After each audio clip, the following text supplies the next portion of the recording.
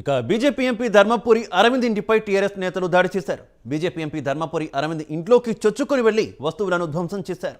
కేసీఆర్ కూతురు కవితపై ఎంపీ ధర్మపురి అరవింద్ చేసిన వ్యాఖ్యలకు నిరసనగా అరవింద్ ఇంటిపై టీఆర్ఎస్ నేతలు దాడి చేశారు. ఇక ఈ పరిణామాల నేపథ్యంలో అరవింద్ ఇంటి దగ్గర తీవ్ర ఉద్రిక్త పరిస్థితులు నెలకొన్నాయి. అయితే ఈ దాడి సమయంలో ఎంపీ అరవింద్ ఇంట్లో లేరని తెలుస్తుంది. ఆయన ప్రస్తుతం నిజామాబాద్లో ఉన్నారు.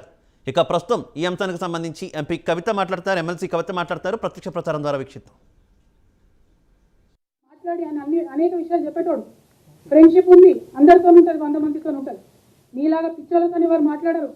మంచోళ్ళతో, పాలిటిక్స్లో పొలైట్గా ఉండేటోళ్ళతో అందరు మాట్లాడతారు.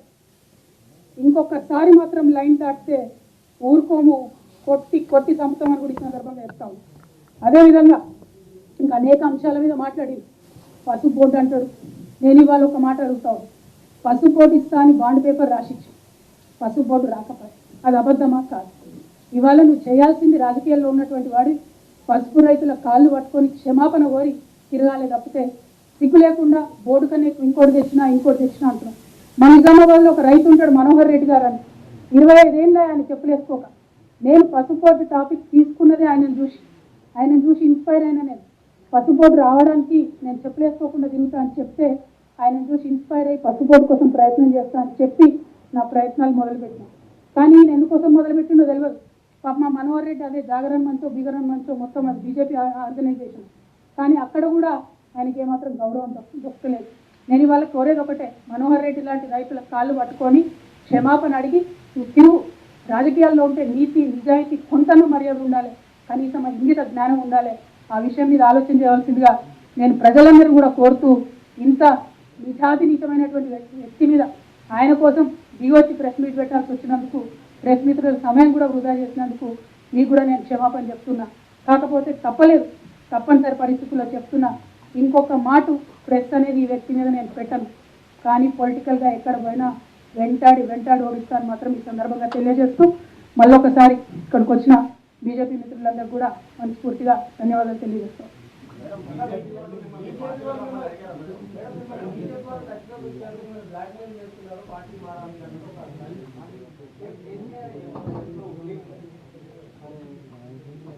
నీకెవరిచ్చిరన్న ఫస్ట్ నాకు పెద్ద ప్రశ్న.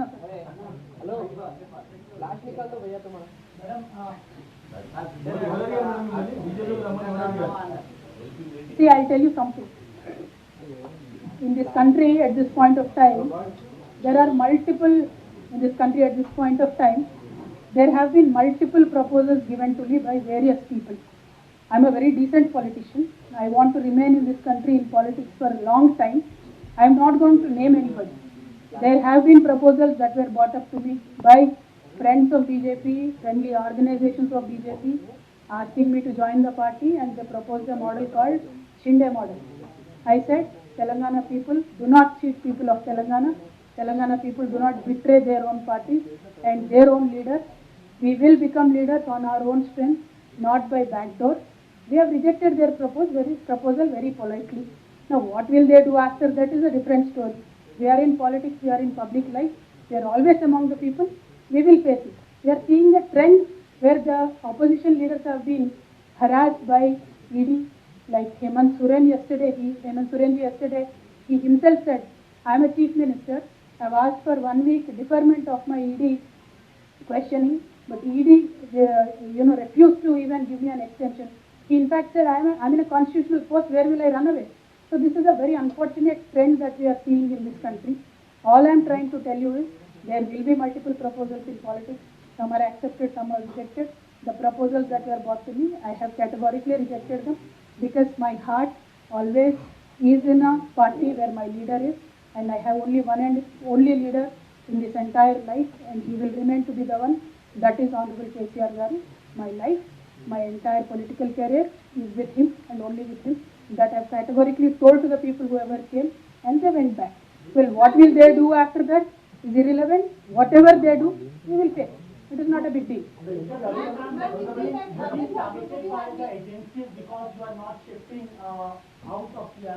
See, well, I can't say that, because as of now I did not get a summon.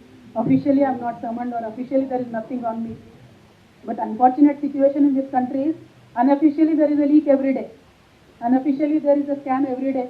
when BJP party leaders were speaking about so-called liquor scam, I got a court order. If they have any respect for the honorable court, they should not speak. The BJP leaders we feel have no respect for any kind of institutions in this country, so they are constantly speaking. So it is up to the people to decide. If there is a scam at all, if there is a proof at all, let the agencies come, we will cooperate. Past 2 months, ma'am, heightened activity of central agency, IT, ED, CBI, there is increased activity of these agencies. You believe these are politically backed activities?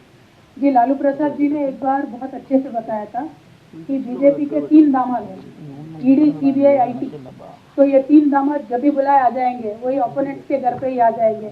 तो हालत तो ऐसा ही है, क्योंकि जब से BJP power में आई है तब से लेके आज तक तकरीबन 25,000 केसेस ऑपोजिशन लीडर्स पे लगाए गए, लेकिन एक भी केस बीजेपी नेता पे नहीं है। आज जनता को यह सोचना चाहिए कि बीजेपी के नेता पे ईडी क्यों नहीं लगती, आईटी क्यों नहीं लगती, सीबीआई क्यों नहीं लगती?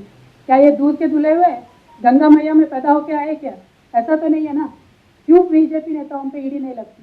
और जो नेता पे ईडी लगता है, या तो वो जय मोदी करेगा तो नहीं ईडी होगा, नहीं तो जय मोदी नहीं बोलेगा तो फिर ईडी होगा। ये तो ED, CBI, IT have become a washing powder Nirma kind of a concept. तो निरमा में नहला के बीजेपी में ले लेते हैं। तो this is what they are doing. Unfortunate situation, but there is a time, बहुत ज़्यादा हो गया कि इस तरीके का राजनीति लोगों को भी पसंद नहीं आ रहा है। बराबर लोगों से एक इनकलाब निकल के आएगा, और बराबर हमारे जैसे नेता जो है, जो लोगों में हमेशा रहते हैं, हमारे साथ जनता देगी, हमारा पूरा पूरा विश्वास है।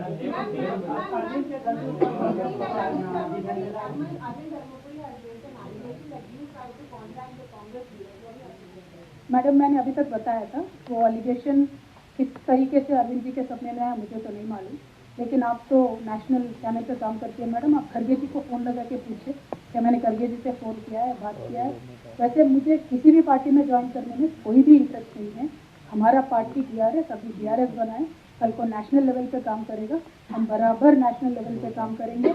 जो आज हमने तेलंगाना में विकास करके दिखाया है, वो कल के दिन पूरे भारतवर्ष में विकास करने के लिए अलग अलग मॉडल बनाएंगे, जनता के पास जाएंगे, जनता मानेगी, मदद देगी तो बराबर उनके लिए काम करेंगे।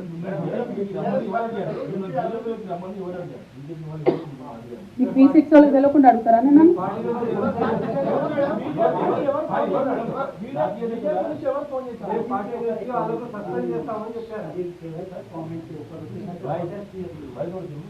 उनके पास पूछने को क्या है कि अरविंद जी हमारे ये क्या बोलते, बुरा नहीं मान रहे, हिंदी में ना बोलो, टीचर की तरह होते हैं हमारे अरविंद जी, इसीलिए हम लोग कोई उनके ऊपर पत्थर नहीं डालते।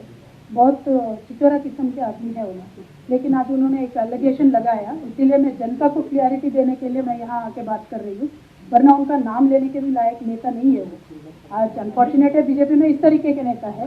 तो मैं जनता से इतना ही अनुरोध करना चाहती हूँ, आप पॉलिटिक्स में डिग्निटी मत गिराइए। पॉलिटिक्स में अनेक तरीके के चर्चे होते रहते हैं, होने दीजिए, कोई हाँ बोलेगा, कोई ना बोलेगा। इसका ये मतलब नहीं होना चाहिए उनके ऊपर ईडी प्रयोग करो, सीबीआई प्रयोग करो, आईटी प्रयोग करो। ये ज़रा भी इंसाफी नहीं है, ये ज़रा भी एक पॉलिटिकल तरीका नहीं है। पॉलिटिक्स को पॉलिटिकली ही सामना करना पड़ेगा, और हम तैयार हैं। Thank you so much. जय तेलंगाना।